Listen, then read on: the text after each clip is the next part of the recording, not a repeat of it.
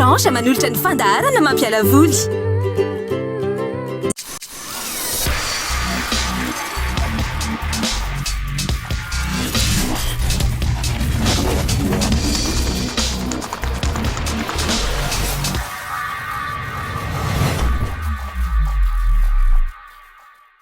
Eny ary tompolasy tovovavy alady ny andro eto amin'ny Kolo TV anao amin'izao fotoana izao ora fanarahanao ny JV News le journal du jeu vidéo et de la technologie eto amin'ny Kolo TV maro dia maro ny zavatra resahana eto eo ny teknolojia mazava ho azy eo ny jeu vidéo eo ihany koa ny cinéma ary eo ny e-sport e-sport no iompana ity fandarana manokana ity satria dia totosa tamin'ny omaly teto amin'ny studio ny Kolo TV ihany ny JV News session deuxième édition zay karakarainy Kolo TV sy ny Orange Madagascar moa zany ary nitoanany machine sy ilalao izany etsika karakarainy ekipany JV News izany ya maro ny zavatra nitranga teto Clash of Clans Dragon Ball Fighter Z teo ihany koa ny Pro Evolution Soccer 2019 anisan'ny jeu betsaka pilalao indrindra eto Madagascar sy eto Antananarivo ireo discipline anankitelo ireo tafiditra ao anatin'ny sport moa zany ireo ka ireo no tanterina aminareo mandritra ny tia fandarana ho an'ity an'io ty ko dia manarafinaritra tompolasy tovovavy.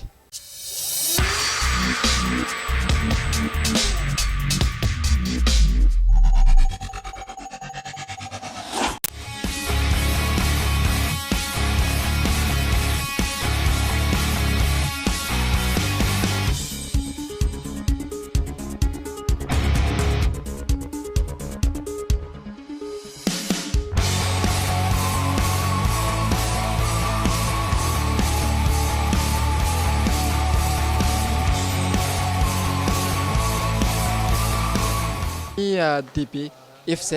aloha tanitsika hoe nanahoana ny match atao aloha zany i Alex nanahoana match atao niady mafy aloha le atao e fa tsy tasy lazaina match une équipe le izy moa zany sa nandeha solo ianao 3-0 aloha le match anay farany teo dia impression zany mbola tsy ampikotrana le adversaire zay ny tena marina zany tena hoe efa matoko ny tena tsara izy tafakatra amin'ny dingana manaraka ie tafakatra amin'ny ankapobeny ary ahoana fahitanao ny voan'ny ankizy tamin'ny DBFZ JV News session ity raha oharina amin'ny JV News session voalohany nisy fivoarana raha surtout le joueur le hatramin'izay fa tamin'ity koa zany nisy nouvelle tête dia le nouvelle tête zany nohatrany hoe mbola tsy ampy niveau kely fa mila mezaka kely fotsiny izy dia mahatratra le niveau le fa semi pro moa zany filazana anazy zay no natao hoe olona efa matoko tena fa manana niveau izy matao afaka miteny zavatra ohatr' zany donc ndray hijery any amin'ny PES ndray tsika hoe manahoana sy manahoana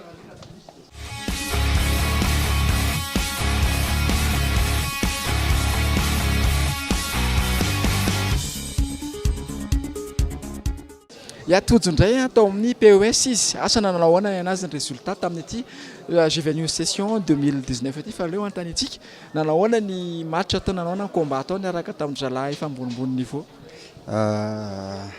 match atao tena mafimafy zalahy efa tena mafy koa fa mba te hitsapa fahaizana hoe atsaiza sy atsaiza ny fahaizana nanahoana aloha zany résultat ny anao tao resy tamin'ny kara mbola anarina manaraka sa hijanona treo aloha ny resaka PES sa hivadika fifandra tsy maintsy mbola mikotrana dia manarina aloha fa Antony indray dia anisany efa tsy soviana amintsika intsony izy ny amin'ny tontolony e-football eto amintsika satria akoatran'ny tany FIFA moa zany tamin'ny JV News session tamin'ny heritaona dia manana ny lazany koa izy amin'ny PES nanahoana ny match atao ry Antony atreto aloha zany mafy dia mafy daholo ny adve satria niakatra daholo ny niveau fa tsika koa efa mikotrana dia hita hoe nisy vokany ihany le kotrana hoe na dia resy ary amin'ny manaraka dia hoe miezaka foana zany fa tsy hoe resy dia hoe tsy hanao tsony misy any mamitianao Loma Abatra ahoana ny fanomanana zany fanomanan-tsaina moa zany ho an'ny androany indrindra raha ohatra ka hoe ifandona aminy ianao ao anatin'ny arbre de compétition Ny vananomana daholo mamitiana mihitsy zany tena nanomanako tamin'ity fa izy resy iny zany dia tsy afaka mikontara zany hoe amin'ny manaraka indray zany. Iny ary hitantsika eo ary zany. Ankoatra ny androany misy ny PES Masters ho an'ny Rampitso. Anao ve anao amin'io sa tapitra androany aloha zany ny resaka tournoi ho an'ny Anthony? Sady kotrana ny Rampitso zany ity satria mila manafana kely tanana foana zany sao dia hoe very ilay tanana dia mila milalao foana zany ao anatin'ilay kotrana foana zay.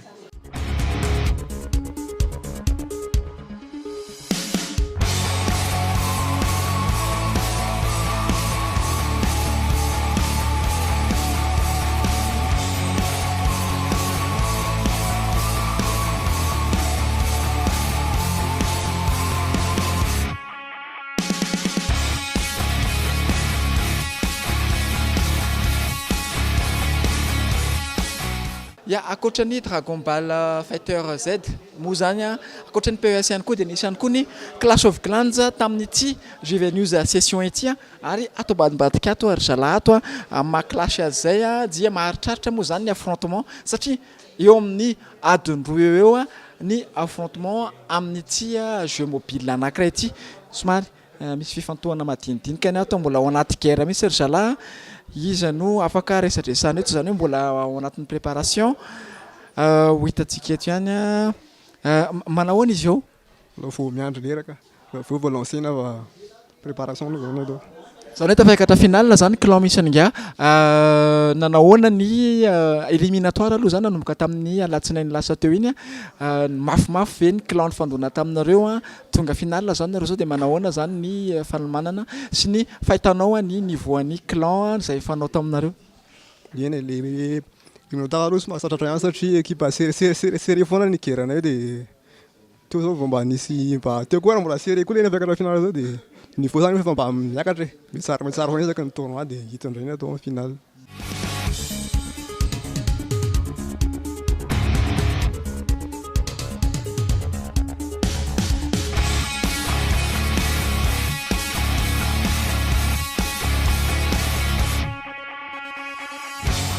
Misokatra ho an'ny taona rehetra mantsy ny JV News session ary misy ankizy lahy kely anankiray fa izy ny zandry indrindra kosa fa nefa manana compétence manokana izy amin'ity resaka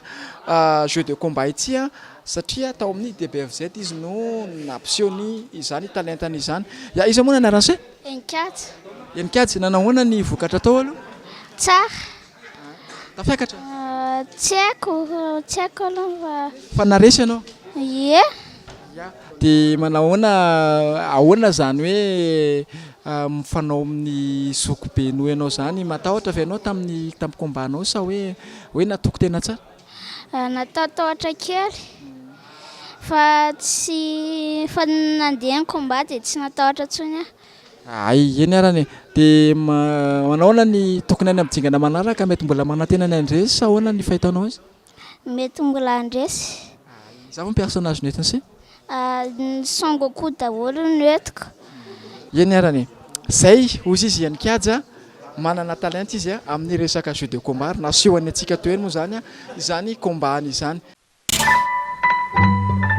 Orange.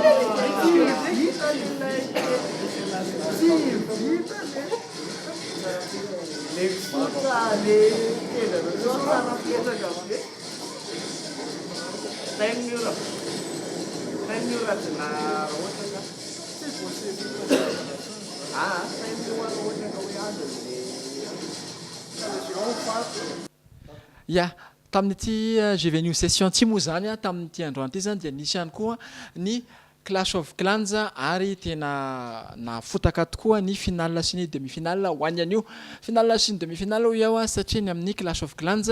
dia lalao anankiray izay maka fotoana be na eo amin'ny fiomanana zany fiomanan'ny troupe io tsika ambara na ny fametrahana ny atao hoe paikana hoe stratégie mila fiomanana dia izay mahatonga le hoe lava be ny affrontement ka nanomboka tamin'ny alatsinainy lasa teo izany affrontement izany eto moa zany ny capitaine d'équipe ny clash ny clan Picomba izay nahazo ny fandresena tamin'ity GV session ity nanaona aloha izy tao tena nafana be izy tao fa soiano fa mba nisy chance kely any zay tamin'ny farany fa dia mba nandresy fa serré be aloha le teo tena zay tsy naisana tena nandresy fa dia mba nitsiky taminay vitana dia mba azonay aloha izy ny androany 94% virgule quelque sy 95% virgule quelque izy teo ny total en destruction io mantsy zany no jerena raha toa ka hoe mitovy ny score final avantage na 2% kely fotsiny zay naresenay zareo teo par bâtiment roa zany raha ohatra ka isaina amin'ny clash dia ahoana indray amin'ny ankapobeny ahoana moa zany ny fisotry ny lalaonareo ny parcours ny clan-nareo hatramin'ny alatsinainy parcours-nay aloha nandeha tsara satria zay nanao match telo dia victoire telo dia mba nana chance zay premier du groupe dia nahazo deuxième le groupe A dia nandeha demi-finale dia mba nahazo tirage favorable zany zareo tamin'ny demi-finale dia tonga amin'izay finale dia fantatray moa zany tamariga fa anisan'ny clan mahay eto Madagasikara dia tsy maintsy miady amina détail rehefa samy mahay ohatr'ireny dia miady amin'ny chance dia mba tsika aminay aloha mivintana tamin'ity zany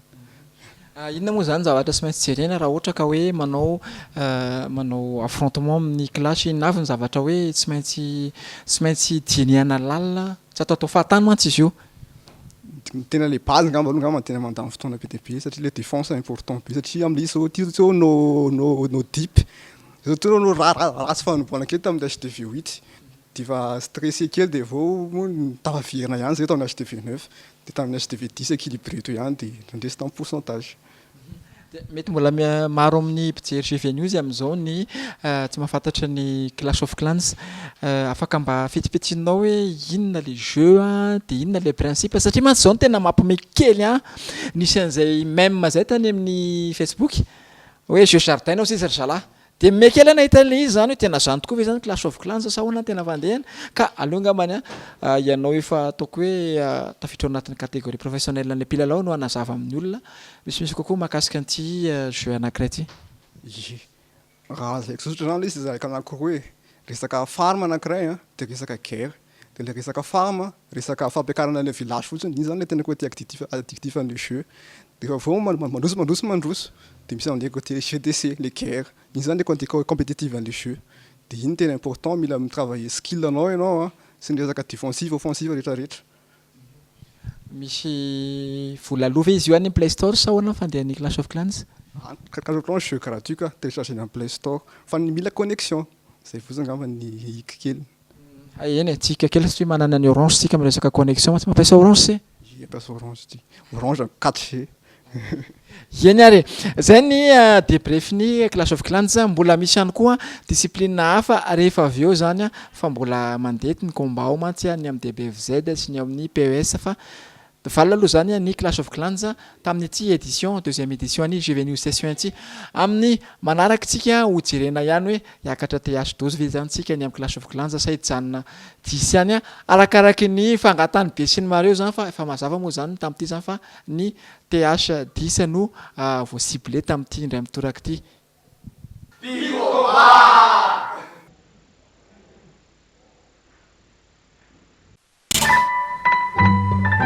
Orange. 貴様がせるか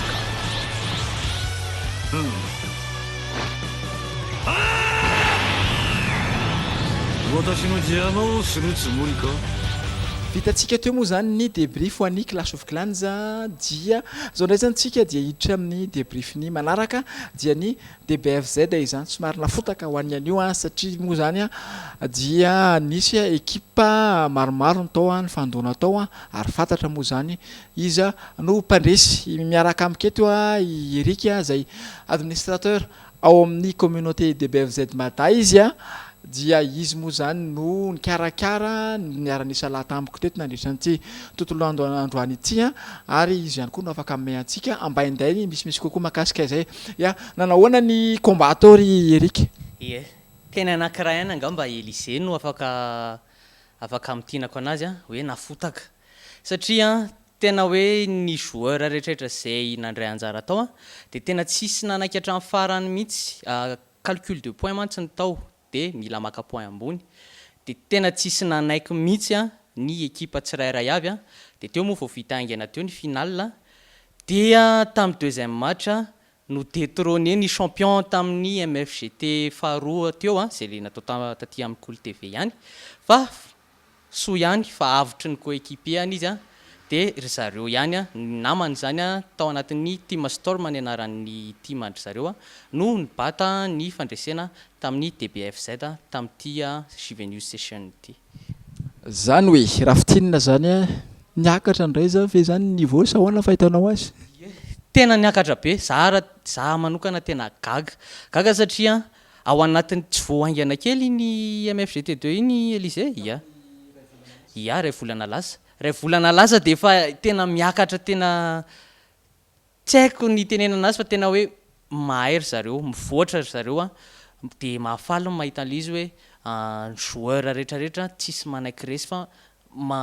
miezaka mampiakatra ny voany foana dia manome spectacle rehefa misy tournoi na session ohatra zao ataontsika zao. Ao anatin'izay famitsinana fofo izay taiza hoe aiza ny étape tena hoe nafotaka indrindra raha ohatra ka tinena nisy anankiroa izy ny voalohany indrindra aloha zay natrehantsika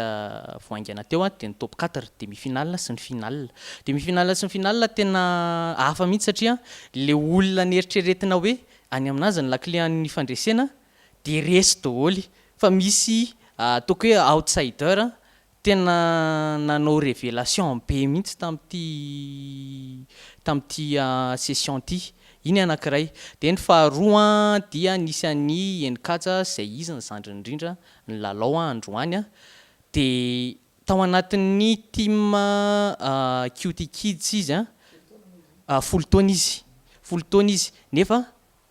tsy hoe tany amin'ny farany izy fa tena nisy fotoana mantsy tsy teo ny mpandray anjara niaraka taminy fa izy rery niady tamina joueur efa azoko lazaina hoe semi pro anankitelo resiny ny anankiroa dia tao anatin'ny ronde anankenina ny laloviny tena hita hoe miakatra tsikelikely nivoany eny mbola tsy mitovy amin'ny fahaizan'ny zareo pro aloha fa mendrika ho arahana izy ary zay no nangalanay nangalako fanapahan-kevitra hoe ho jerena manokana ny aminy dia ampikotranina izy formena dia sarina tournoi. Programme ny communauté DBFZ ary aorianan'ity Juventus Session deuxième édition ity. Araka ny lalànan'ny MFG aloha hoe tsy maintsy asiana rankine isam-bolana. Ny MFGT zay tournoi major isaky ny 3 volana, ny MFGT amin'ny octobre tsy teny data tsy teny toerana fa mbola ho hitantsika eo ihany fa ny amin'ny volana septembre mety rankine ohatra zao ihany tsotsotra fa mety mandeha solo amin'izay ny joueur fa tsy mandeha team intsony maka point faraparany mba hidirana amin'ny la grande finale ny MFGT 3. Dia resadresaka manokana ho an'ny zareo te hiditra ao anatin'ny communauté DBFZ ary hoe ahoana sy ahoana? Efa mandehandeha any anaty Facebook ihany ny page sy ny vondron'ny Dragon Ball Fighters Madagascar dia raha ohatra ianao ka te hiditra ao anatin'ny communauté dia tediavo ao anatin'ny Facebook ny page Dragon Ball Fighters Madagascar zay rery moa ny page officialy ny Taranjue eto Madagascar asivy j'aime dia ry ambony ery jereo misy hoe accéder au groupe dia afaka miditra anaty groupe ianao validenay administrateur ny fangatahanao dia ao ianao mahita tutoriel fampianarana fampiofanana dia ny vaovao mahakasika an'ilay jeu ny mise à jour ny perso vao mivoaka sy ny programme ny rankine na kotrana fotsiny na ny tournoi majeur. zay ny mahakasika ny DBFZ fa zao tsika dia hiditra indray kosa amin'ny anatin'ny débriefing ny Pro Evolution Soccer 2019 zay hita fa tena nisy surprise somary tsy nampoizina ihany tamin'ny anio. Oui, mais tous les joueurs y contribuent en se rendant disponibles. C'est un sacré boulot quand même. Pjanic qui cherche à construire. Il récupère le ballon, c'était un bon pressing. Anisan'ny tsara ho fantatra aloha zany tsy ampiandohana dia na voaray na ray fisoratana anarana nisy teo amin'ny 9 teo ny Juventus Session deuxième édition ireo 9 ireo 9 participants ireo zany dia nizaraina poule izy io tamin'ny tany amin'ny voalohany zany nisy match de groupe tao nizaraina telotelo avy ary maro de maro nanontany hoe andray anjara ve raha ihany satria natany amin'ny MP zany na tamin'ny téléphone zany nanontany avokoa zany reo de zany hoe natahorana be zany i Ryan ka nanaona sy nanaona aloha zany indray ny amin'ny côté ny PES tamin'ny tsianio ity. Ny PES ny bande rehetrarehetra aloha dia tena mifaninana nanao izay hoafany fa ny zavatra ataoko hoe zavatra niseho manokana tamin'ity PES ty dia nisy zany tao somary ataontsika hoe fiatsiana ady kely angamba ady masina raha azontsika zay ny azo ilasana anazy hoe raha misy maharesy ray ihany dia mahazo cadeau avy amin'ny Madagascar Sport. Satria i Ryan dia efa joueur nanao sonia ho sponsorisé ny Madagascar Sport dia ry zareo no nanao an'izay somary hoe fiatsiana ady masina zay hoe zay maharesy an Ryan dia mahazo ticket any amin'ny Cinepax. Dia tena niezaka ny adversaire-ny ary tena nagaga resy folo sy efatra izy teo raha tsy diso agaga ny olona hoe resy Ryan zay champion indroa nisolo tena atsika nandritra ny Orange Sport Experience resy izy androany tsy fantatra zay ho avy fa zay resy izy resy izy eny ataoko hoe resy amboninahitra moa zany na dia hoe mbola tany amin'ny jengana talolohany satria amin'ny fotoana ohatrotony mantsy mety hoe mbola tsy mameny afon angambany izy na ohatrotro zany tsy fantatra fa ohatrany hoe manala azy izy ary tsarivana nefa fa vice champion d'Afrique izy vice champion d'Afrique izy tamin'ny Orange Sport Experience tamin'ny heritaona izay resiny zareo tamin'ny finale moa zany Madagascar tamin'izany resiny Cameroun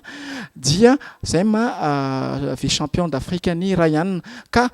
kilalao reny tsy maintsy misy foana moa zany fotoana resenany olona tena enjana indrindra misy fotoana izy ho resy fa ho hitantsika eo ny amin'ny tournoi manaraka satria amin'ity anio ity anio alahady antsika ambara zany dia misy ny PES Masters tsy hay hoe ndray anjara ve Ryan satria mbola tsy nanamafy izy raha ohatra ka nanontanianay fa ho hitantsika eo foana ihany ny valiny zany PES Master zay zany amin'ny Juventus amin'ny herinandro teny kely farany ary ho ny mpakafy e-sport amin'ny ankapobeny mihitsy ary fantatsika ihany koa amin'izao fotoana izao fa misaona ny tontolon'ny sport. Arak'izay tenen'ny Elise zay misaona ny tontolon'ny sport satria fantatra tamin'ny maraina teo fa nodimandry i Michael Havelock zay malmaraina izy dia namorona ny coup d'état e-sport dia efa sponsorisé joueur ao anatin'ny PUBG sy ny Tekken dia izay ao anatin'ny communauté MFG sy ny tontolon'ny sport aloha dia mameno teny fampiononana ho an'ny fianakaviana sy ireo zay namana zay namany zay very namana very olontiana. Izay ekipan'ny Juventus ihany koa dia maneho an'izay fiaraha-miory amin'ny fianakaviana izay satria very namana very rahalahy amin'ny tontolon'ny sport no very olona sahala amin'ny Michael Havelock nanisany nametraka ny anarany tamin'ny tontolon'ny sport teto Madagasikara io namana io koa indrisy moa zany fa nidosy ny fahafatesana aloha loatra mampalahelo be fa fiainana avokoa zany fa dia makahery ry tompoko ho an'izay manaraka ny Juventus amin'izao fotoana izao. Orange.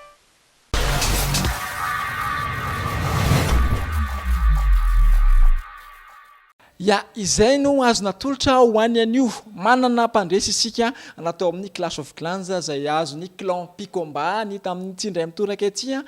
teo ihany koa ny tamin'ny PES ary tamin'ny Dragon Ball Fighter Z moa zany dia azo ny team Storm ny fandresena satria team Battle ny tao amin'ny DBFZ isorana ianareo nanaraka an'izany hatramin'ny farany isorana ny Orange Madagascar tamin'ny fikarakarana sorana ihany koa ny masinina sy ny ilalao ary tsy adinoana moa zany ny misaotra ny communauté rehetrarehetra communauté PES communauté Clash of Clans ary ny communauté DBFZ zay manao zay hoafany amin'ny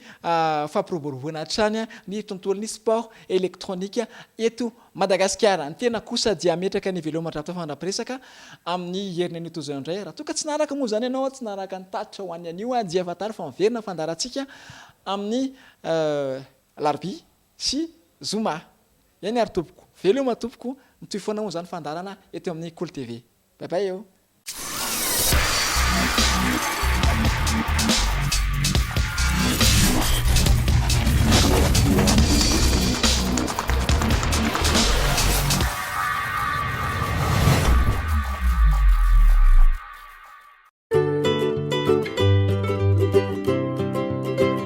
Orange manolotra ny fandaharana mampiala voly.